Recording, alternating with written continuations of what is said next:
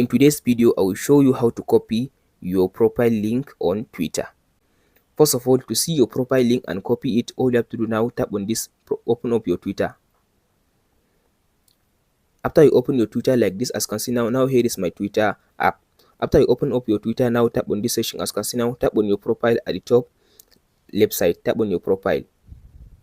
After you open your profile, tap on this section where it says profile, this one, tap on it. So now it will open your profile. As you can see now, here's my Twitter profile.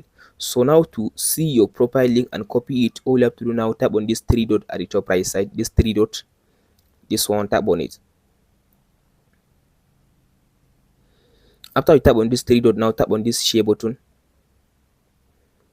Under this share, as you can see now, here is now your Twitter, as you can see now, profile link. So now to copy it, all you have to do now, tap on this copy button. So now you copy your Twitter profile link. That's it guys on how to see your profile link and copy it. Hope this video helps you out. Don't forget to like and subscribe. Thank you for watching guys.